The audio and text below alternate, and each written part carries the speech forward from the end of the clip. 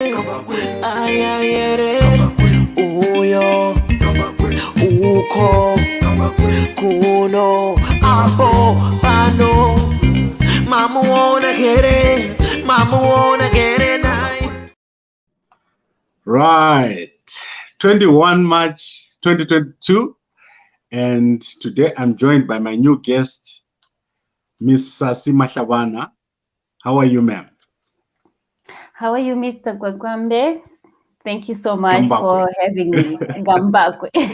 I'm sorry, this name is like the most difficult name to pronounce. Yes. I said Miss, that's correct. I'm supposed to say Mrs., right? Yes. Okay, you are an international relations expert. Mm-hmm. And you have lived in both Ukraine and Russia. Mm-hmm. Correct. So I think what I want us to do is, before we jump into the topic that we are going to be talking about here, which is what is happening with Dr. Thokozani Khupe, just quickly give us an update of what is happening in Ukraine at the moment. Okay. The situation right now in Ukraine is very bad. I can say, considering that the Russian forces are actually increasing. Russia is actually sending a lot of troops to Ukraine, and also Ukraine is not backing up. Right now in Poland, there is a lot of weapons that are actually entering in the country. There are also soldiers everywhere. So the situation, it doesn't look like Putin wants to, of course, Putin wants pieces. We already know that Putin has already put the demands that he wants, that is taking away for Ukraine to recognize Crimea as part of Russia, and also for Ukraine to recognize the independence of Donbass and Lugansk. So we can actually see that it's hard for Zelensky right now to accept these conditions. So according to Zelensky, this will be the loss. It will be a double loss, because he will be losing those strategic positions. We all know that Donbass is the strategic place where there is coal, there's many minerals that are found in that region, and yet Putin want to take it from Ukraine, and then as well as Crimea. So we can actually see that at the end of the day, so it's not good for Ukraine. It's not good for Zelensky losing those strategic regions. And at the end of the day, he will be able to hand out to stay neutral. It's very hard. And also we can actually see that according to international law, to the European Union standards, Ukraine is far from qualifying to be part of NATO. Why? Because of the living standards in Ukraine. The country is not yet developed according to the standards that are agreed under the European Union. So Ukraine has to develop in terms of constitution. Ukraine has to develop in terms of civilization, the roads, even infrastructure. So Europe does not want to take Ukraine. So what is going to be the future of Ukraine? So I think in international relations, Ukraine is going to be a neighbor of Russia, whether they like it or not. So I believe that Zelensky is going to do what is good for Ukraine, though he might be having friends, or he might be backed by the West, he might be supported by the West, but at the end of the day, Russia will be going to be their neighbors forever. So also there's also reasons why speculations regarding why Putin has failed to take over Ukraine for the last 1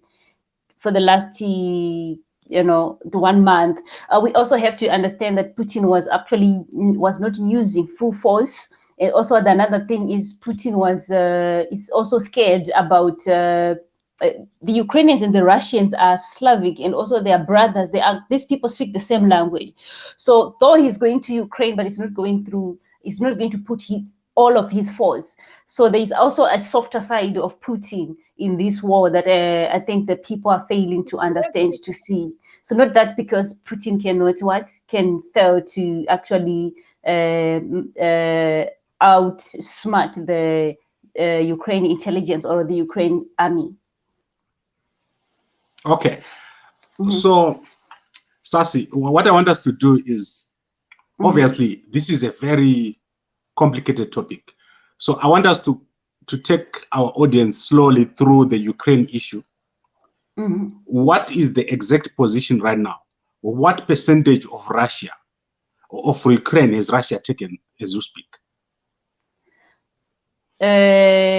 Ukraine is already, Mariupol is now under Russian control, although there is a lot of resistance. Azov Sea is already taken over, which is part of the southern part of Ukraine, and all of the eastern part of Ukraine is under the Russian control.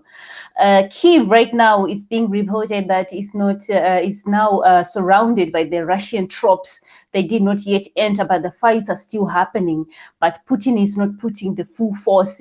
He's actually expecting Zelensky to offer the talks between Ukraine government and Russia, because he doesn't want to destroy Kyiv. So in another side, we can see that also another problem is the air, the sky of Ukraine is not yet closed, which is making it hard. And there's also speculations that a lot of mercenaries that are coming that were volunteering to be part of Ukraine, to fight for Ukraine, majority of them, they're actually turning back, because they are saying that this is a suicide mission. The sky is not closed. NATO has refused to close the sky. So if we enter in Ukraine, we have no support. We have no protection from the sky. So a lot of mercenaries are being reported to be going back. They are running away from this war because it does not look good for them, for their protection. Okay, so you lived in Ukraine when you were doing your studies. Where were you living in Ukraine? In 2014, I went to the end of 2013, 2014. I went to Ukraine in the Lugansk region, and then later on, the war broke out, and I moved to Moscow, to St. Petersburg. So I witnessed the people. Some of our teachers did not like to be part of Ukraine, which is the information that is actually lacking in our today media. But no, people went to vote to be outside the Donbass region, to be outside Ukraine. So they always wanted, they felt like the eastern part was not developed, was neglected, yet the west and the central was developed. So they felt like they don't belong in that country. So that's the reason why they push to have the referendum, to separate their regions from Ukraine, because they felt like the government were neglecting them for a long time. Okay, interesting. So I think what we should do is let's wrap this up, and then tomorrow we're going to ask you to come back and give us an update again of what has happened. We need specific details of what is happening, especially with the war, who is winning and where they are winning, because I think this is interesting to know. Many people in Zimbabwe are not up to date with what is happening. So this whole week, please take us through the war in Russia, and as an international relations expert, and also you studying your PhD currently in the EU. So very interesting. We really want to hear what you have to say about this situation as someone who's got experience in both countries, Russia and Ukraine. Thank you very much, Sasi. And those who want to follow you on Instagram, your handle is Sasi_Mahlaba. Thank you very much, Sasi. Is there anything else you want to say before you leave? No, I have nothing to say. I just want to say thank you so much for the platform, and we will catch up next time. Yes, tomorrow. We'll see you tomorrow evening at the same time. Okay. Thank you so much. All right. Cheers. Cheers. Right. So that was the update on Ukraine, and we're going to be having Sasi here every night until we get this whole issue sorted out. She has lived in Ukraine and in Russia. But today what I want to do is I want to look at the very interesting development that has happened. That is this afternoon, the announcement by former MDCT Vice President, Dr. Khupe. And what she has done is she has endorsed CCC President Nelson Chamisa in 2023. She's already done the endorsement. She has also endorsed all the candidates of the CCC for the 26th of March by-elections. And I had another guest who was supposed to join me here. Unfortunately, I can only have one guest at a time. So this is a very interesting situation, and it has major implications for ZANU-PF. It's got major implications for the CCC of Nelson Chamisa, especially his strategy. But before I speak, let me play the video of when she was doing the endorsement this afternoon. Following our previous announcement that we are going to be working with like-minded opposition political parties because we are stronger together, and that we're going to give a signal on who our members to vote for in the upcoming by-elections, I am therefore today announcing that we are calling on all our members, all MDCT members and supporters, to go and vote on the 26th of March for Citizens Coalition for Change candidates across the country. I am also calling on all our members and supporters and citizens at large to go to every house, to go to every street, to go to every village, mobilizing citizens so that they get out to vote in their numbers on the 26th of March for Citizens Coalition for Change candidates across the country. To emphasize that it is important that we come together, we unite and join hands and rally behind Advocate Nelson Chamisa. Bulawayo, Mat North, Mat South, Midlands, Mashonaland West, Mashonaland Central, Mashonaland East, Harare, and everywhere else. Go and vote on the 26th of March for Citizens Coalition for Change candidates across the country. Right. So very, very interesting and significant in that previously Nelson Chamisa has been very reluctant to work with Dr. Thokozani Khupe. You all remember what happened in 2019. Myself and Senator Kalipani Pugeni and Trustnlov here in South Africa, we had a number of meetings. I was actually a witness in those meetings. I was not a member of any of the parties. And I did publish a video on what transpired. Dr. Khupe has been willing to talk to Nelson Chamisa of the CCC for a very, very long time. She was actually willing to talk to him before the whole court case of the Supreme Court ruling happened. And it was Chamisa on his side who was not willing. He was not, I understand he did not fully trust Dr. Thokozani Khupe to work with her. And what happened is eventually the Supreme Court ruling came out. And at that time, what was supposed to happen was, on Nelson Chamisa's side, they were supposed to give Dr. Thokozani Khupe 3 parliamentary seats that were erroneously granted to MDC Alliance in Matabeleland South. If they'd given those 3 seats to Dr. Thokozani Khupe, Dr. Thokozani Khupe was going to back down on the Supreme Court ruling issue. I think that is basically the essence of this whole thing. And at the time, obviously, Nelson Chamisa did not agree to this. And this was obviously what was going to be on the table at the time. The negotiation was Dr. Thokozani Khupe did not have any interest in taking over the MDC Alliance. However, that didn't work. And eventually, Dr. Thokozani Khupe took over as the president of the MDCT. And she still offered Nelson Chamisa a chance to contest at the Congress of the MDCT at that time, after the Supreme Court ruling.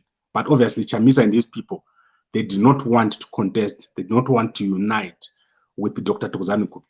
So on her side, Dr. Khupe has always been interested in working with Nelson Chamisa. And I know for a fact that she has got nothing at all against Chamisa. In fact, she's someone who respects Chamisa very much. Of course, there's that issue of Buhera, where Nelson Chamisa's people attacked Dr. Thokozani Khupe, she had that also on the table. She wanted an apology for that. And I'm sure that all these issues that I'm discussing now are water under the bridge. So what is the significance of Dr. Khupe joining the CCC? She's basically joined the CCC. And the significance of this is that Nelson Chamisa is almost halfway there, halfway to the presidency of the country. I don't know about the parliamentary elections, but I know that for the presidential, Nelson Chamisa has got almost, we can say he's 50%. If he was on 45%, now he's sitting on 49.9%. He is doing very, very well in terms of Matebeleland. And Matebeleland is problematic because Matebeleland is rural. Matebeleland South is very rural. And the people in Matebeleland South, they are very loyal to Dr. Thokozani Khupe. If you look at the elections from 2018, you see that Dr. Thokozani Khupe got 45,000 votes. And a majority of those votes came from areas around Gwanda, Umzingwane, Eskodini. Those areas around there, those people are very rural and they really believe in Dr. Thokozani Khupe. She's got a strong support base in those areas. If you look at areas in Bulawayo, Dr. Thokozani Khupe has got a big following there. People may not vote for her, but those who don't like what is happening, they will just stay at home. They don't vote. So the coming in of Dr. Thokozani Khupe is very, very significant. It's not something that you can take lightly. And I expect Chamisa to sweep Matebeleland, and also the voter turnout. I expect the voter turnout to increase significantly. Because as I mentioned last time, in Matebeleland, in Bulawayo area, about 180,000 people voted.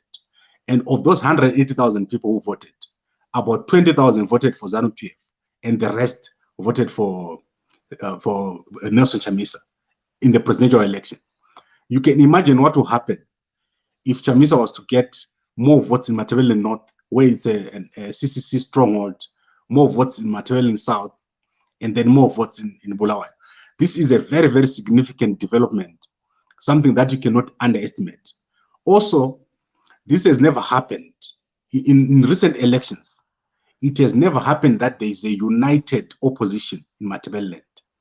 First, it was the split with Washman Khupe in the previous election. Then it was a split with Dr. Thokozani Khupe. So there's never been a combined opposition in Matebeleland voting for the opposition. And Chamisa now has that as we speak. And you remember that the biggest problem that Chamisa has had, he has had three big problems, which is the lack of a coalition, the lack of grassroots structures, and inability to galvanize the masses to uprise against the current government. Those are the three things we identified by Noise when they say Chamisa is going to lose in 2023. He's slowly working on the issue of coalition. You can clearly see that Chamisa is building a coalition, and he is building his coalition from the bottom. So what Chamisa is doing is he's creating a completely new setup, and it's very difficult for most people to understand. You see that Khupe Chingono is struggling to understand what is happening with the coalition. Fadzai Mahere, she's struggling to understand what's happening with the coalition. People like Tedaibit, I think they're going to struggle to understand what is happening with this coalition. And currently, only Washman Khupe, Professor Washman Khupe, has been pushing for this coalition. He has done the calculations. If you look at his Twitter timelines, he has done the calculations there to show that if there's no coalition in Matebeleland, then Nelson Chamisa would not make it in 2023. So this is a significant development. And this is something that will really, really terrify ZANU-PF in Matebeleland. They are going to have a very, very difficult time this year, this 2023. And we are going to start seeing that in the upcoming by-elections. You're going to see the kind of win that Nelson Chamisa is going to get there is going to be very, very big. Now, let me go into the last portion here. And I want to look at what other deals Nelson Chamisa needs to get into, because he needs to get into a lot of deals. And I find it's going to be very, very difficult, especially when you go to the Mashonaland areas, Mashonaland East, Mashonaland Central. These areas, Mashonaland, are difficult because ZANU-PF is very strong there. And people like Mamjuru, they've sort of like gone out of the political race. They're no longer in politics. If you look at someone like Makamba Busha, who was number 3 in 2018, Makamba Busha has been very, very quiet. If you look, he got 17,556 votes, and most of these votes he got them in Mashonaland. In fact, I think it was Mashonaland East where he got these votes. Makamba Busha with these 17,000 votes, and Mamjuru had 12,000, and then with Evaristo, who had 13,000. These people are sitting in those areas where Chamisa could get votes, because the number of votes that Chamisa needs to beat President Mnangagwa is not a lot. He needs a small number of votes to force a runoff. Once there's a runoff, anything can happen. And this is very, very significant. Another significant development of what has happened now, Dr. Thokozani Khupe, is that guys in the structures of the MDCT have started leaving the MDCT and they've started joining the CCC. I've been talking to a number of guys, and I know that most of the guys who were in Elias Mzuri's faction have all gone to the CCC. So most guys who were supporting Mzuri are at CCC, and also most of the guys who were supporting Dr. Khupe in the MDCT have gone to CCC. So this is going to decimate the MDCT of Douglas Monzora. It's going to have a very, very hard time. And you will see that they will not do very well in these upcoming elections on 26 March. And after the 26th of March, you may not be surprised to see the MDCT going to a state of collapse, because their structures are basically dissolving into the CCC structures, according to the guys I'm talking to within the MDCT. So this is overall a very good move for Chamisa. I know there was a resistance from people like Mahere. Mahere openly opposed this. She did not want Dr. Khupe to come in here. So what Chamisa needs to do now is to set up a structure that is going to emphasize his power. He needs to centralize power now. And I know Chamisa is very good at that. He's going to centralize power. It needs to be his decision. So all the other guys who are talking on the side, Mahere, who is very vocal and very close to Chamisa, Chungono, who is very vocal and has been supporting Chamisa, BT, Scala, those guys, they've got their own opinions. But it's now up to Chamisa. And I think the solution to this is in obviously creating a party with a lot of vice presidents. If Chamisa can create a party with more than 5 vice presidents, he's going to be able to cater for everybody.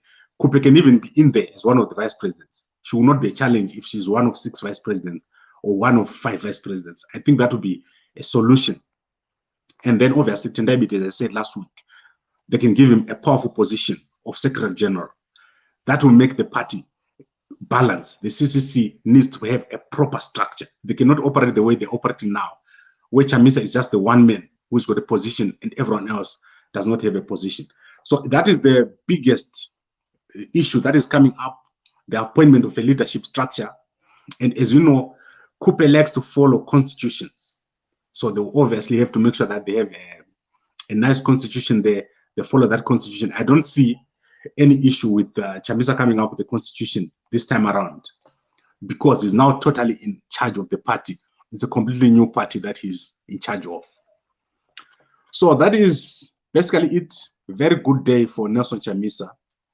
And you saw what happened this weekend. It was amazing what happened in Mtare. And obviously, guys, I want to apologize for our guys who put out a tweet that Chamisa passed people from Mozambique. It's hilarious to me too, why someone would do that. But I allow my guys to do whatever they like. So some of these things happen.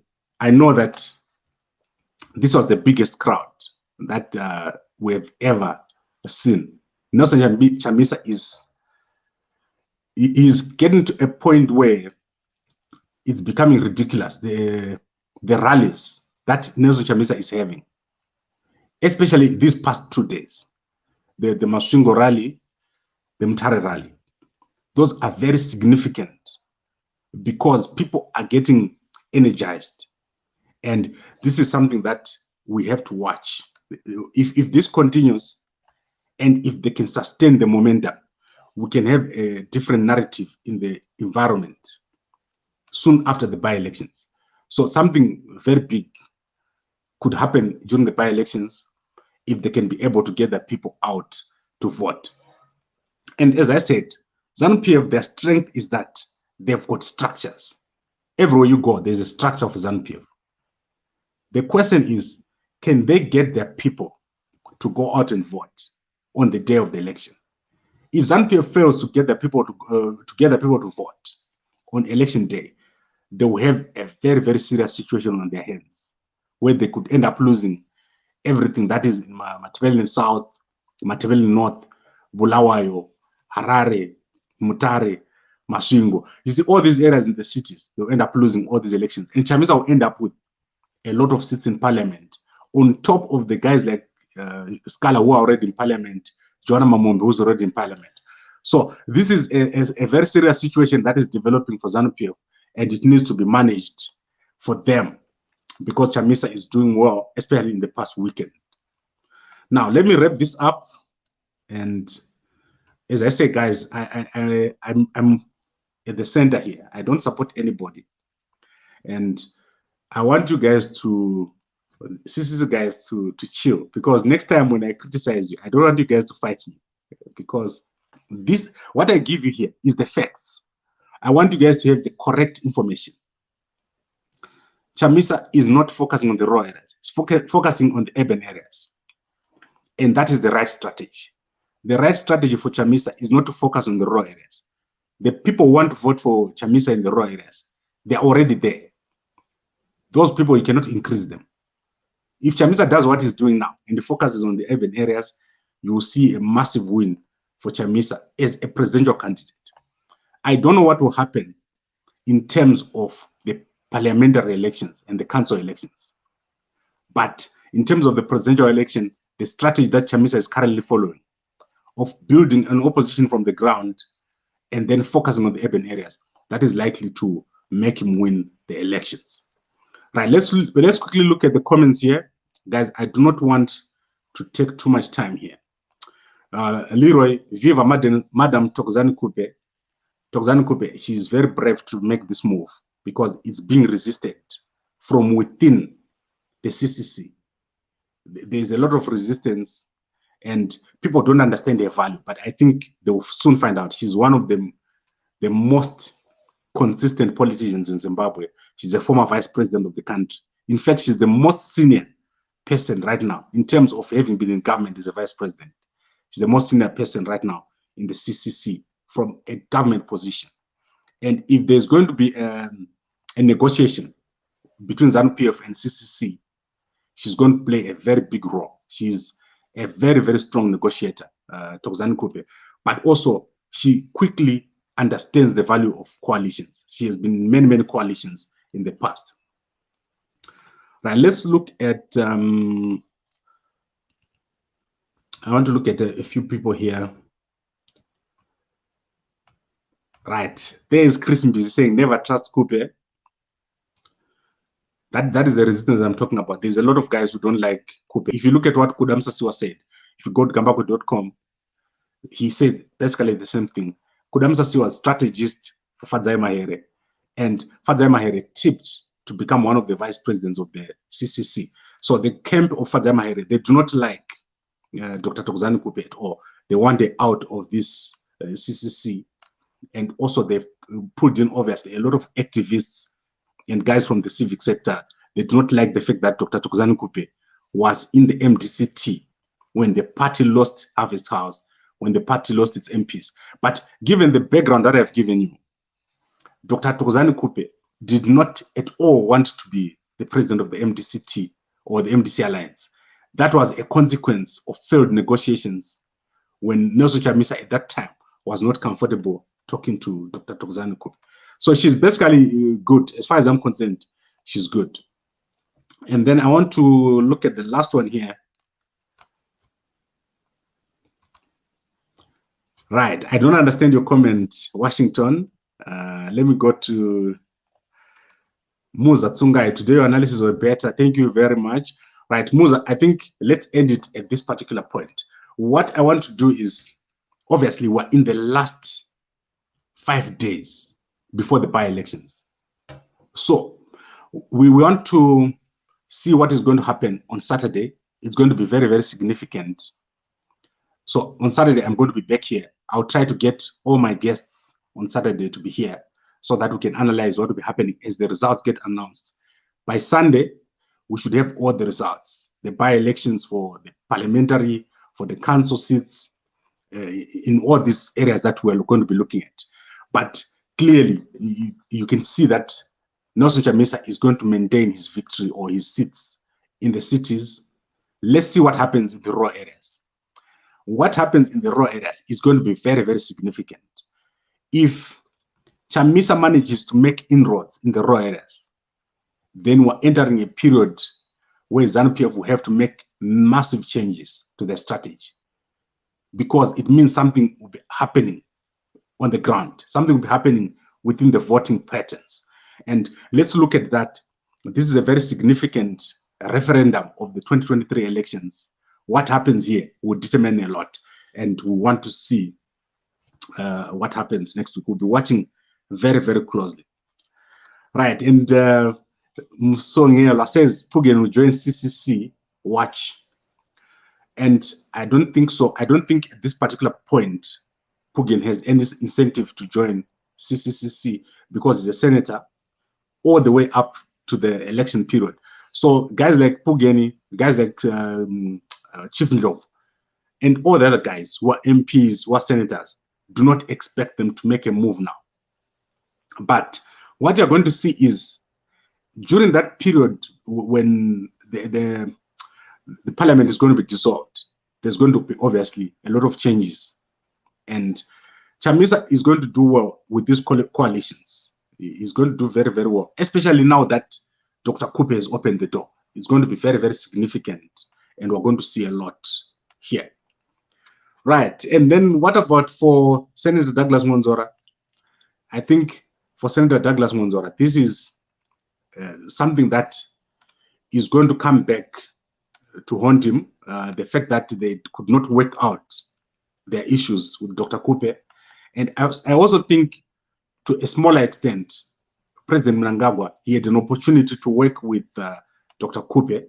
I thought in the beginning that they were going to find a position for Dr. Khupe in government, especially as an official leader of the opposition.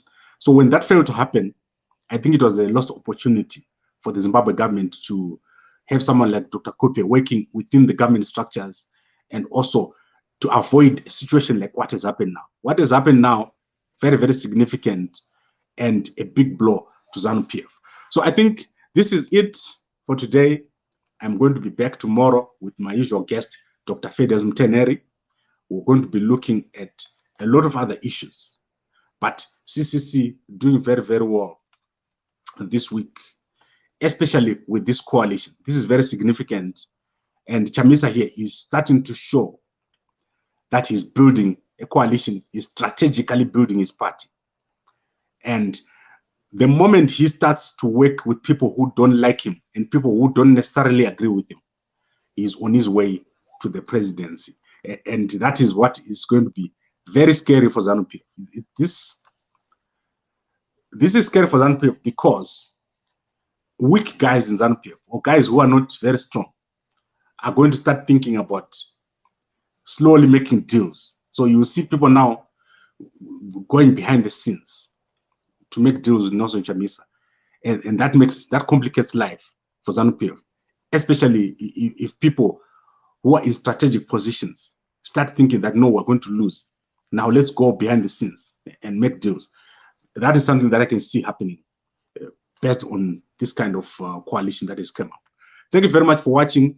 and I'll talk again to you. I'll talk to you again tomorrow. Following our previous announcement that we are going to be working with like-minded opposition political parties because we are stronger together, and that we're going to give a signal on who our members to vote for in the upcoming by-elections.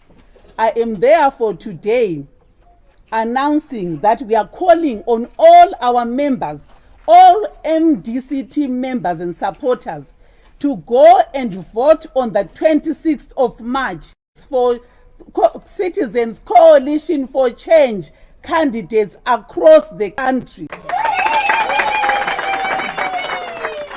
I am also calling on all our members and supporters and citizens at large to go to every house, to go to every street, to go to every village, mobilizing citizens so that they get out to vote in their numbers on the 26th of March for Citizens Coalition for Change candidates across the country. To emphasize that it is important that we come together, we unite and join hands and rally behind Advocate Nelson Chamisa. Bulawayo, Mat North, Mat South, Midlands, Mashonaland West, Mashonaland.